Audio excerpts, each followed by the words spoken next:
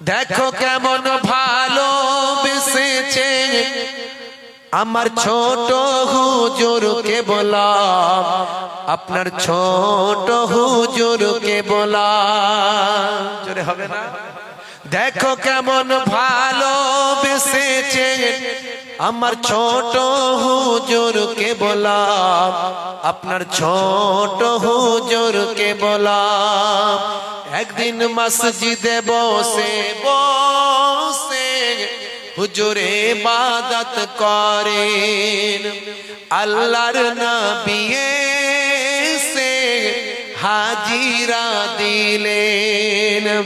হুজুর তখন রাসূল পাককে দেখে দাঁড়িয়ে সম্মান দেন।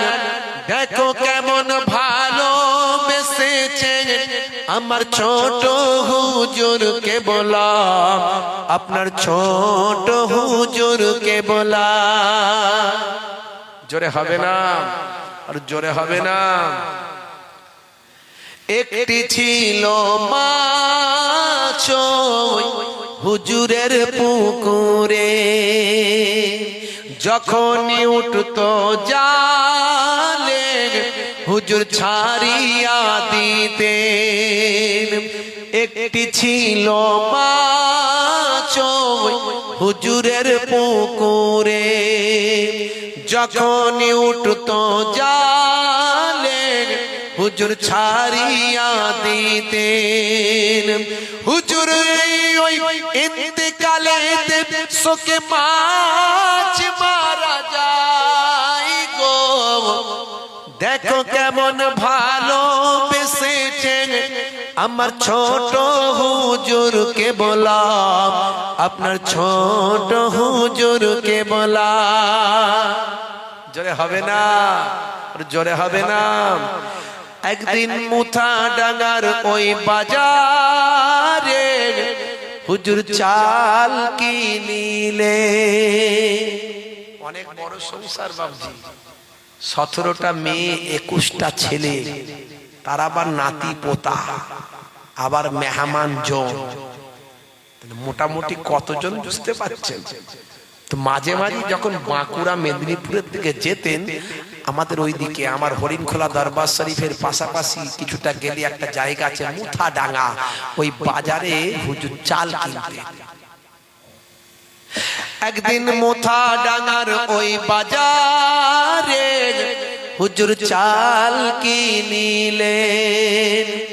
পাল্লার ওজন কমিয়ে মালিক চালও দিলেন।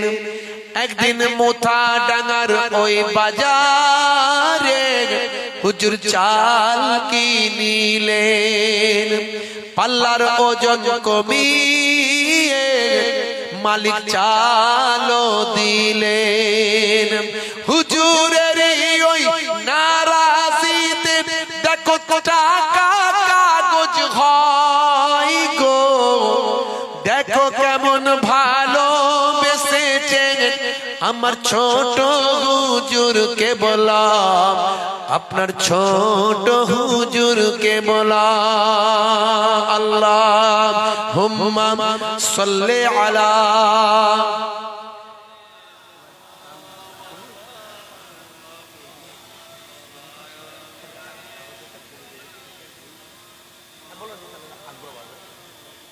কি নিয়ে এসছো? আমাদের শুধু ঢুকছে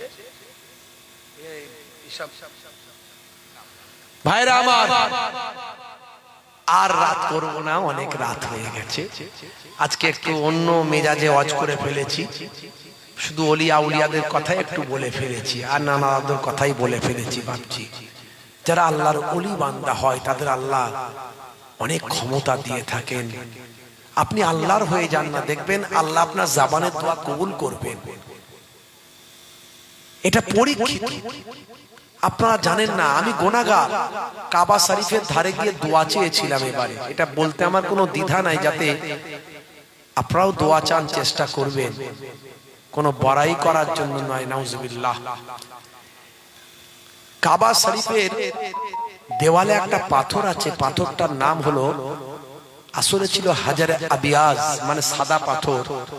কিন্তু মানুষের গোনা টেনে টেনে হয়ে গেছে ওটা কালো পাথর, হাজারে আসওয়াদ। এটা জান্নাতি পাথর।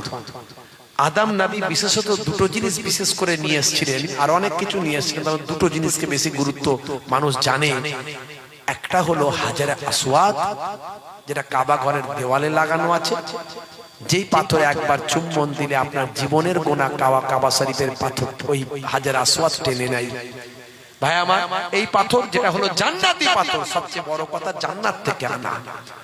আর একটা হচ্ছে সিন্দুক, যে সিন্দুকটা হলো তাবুতে সাকিনা, যে সিন্দুকটা হলো তাবুতে সাকিনা। এই তাবুতে সাকিনা নিয়ে আমার ওয়াজ আছে, ইন্টারনেটে সার্চ করলে পাবেন, আমি আজ আর বলছি না। তো আমি গত বছরও চেষ্টা করেছিলাম হাজার আসওয়াদ চুম্বন দেওয়ার জন্য, দিতে পারিনি। হাত দেওয়ার চান্স পেয়েছি, মুখ দেওয়ার চান্স পাইনি। কত মানুষ মারাও পর্যন্ত যায়।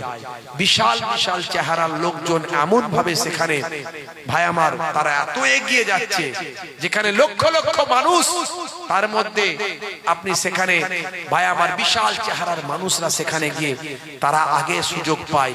আর আমরা রোগা পাতলা ভারতের মানুষ, সব দুর্বল লোক, বেশিরভাগই তো বুড়ো হাবড়ার লোক ভারত, বাংলাদেশ, পাকিস্তান থেকে যায়। আর আমরা যারা যাই বেশিরভাগই আমাদের চেহারা বিশাল বড় নয়। সাউথ আফ্রিকার লোকেদের দেখেছেন তো কিরকম, এই বিশাল বিশাল কালো কালো লোক।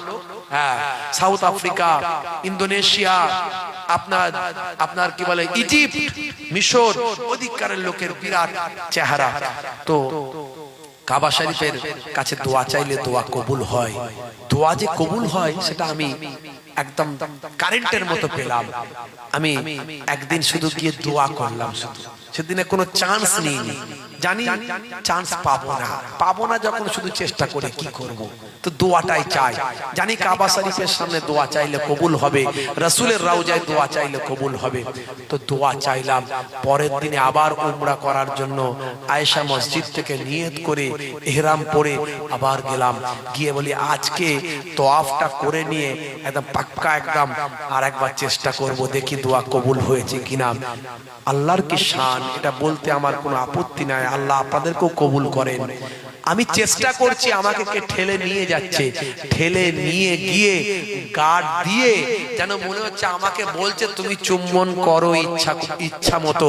আমি দুবার তিনবার করে ভালো করে হাত দিয়ে, আপনারা দেখেছেন ওটা গোল একটা থালার মতো, বেশি ডিপ নয়, গভীর নয়, আমরা ছবিতে দেখি গভীর নয়, একবারে সামনে। তো ওই পাথরে হাত দিয়ে চুম্বন করে, আনন্দের সঙ্গে চুম্বন করে কয়েকটা দোয়া চেয়ে আবার আমাকে আস্তে আস্তে যেন বের করে দিল। এটা আমি কাবা ঘরের সামনে গিয়ে দোয়া চেয়ে কারেন্টের মতো ফায়দা পেলাম। তো দোয়া যে কবুল হবে, দোয়া যে কবুল হয়, আপনি যদি যখন নেক বান্দা হয়ে যাবেন, তখন আপনার যে কোনো অবস্থায় যে কোনো জায়গা থেকে দোয়া কবুল হবে। তো আপনি নেক বান্দা হয়ে দেখুন, নামাজটা ছেড়ে দেবেন না।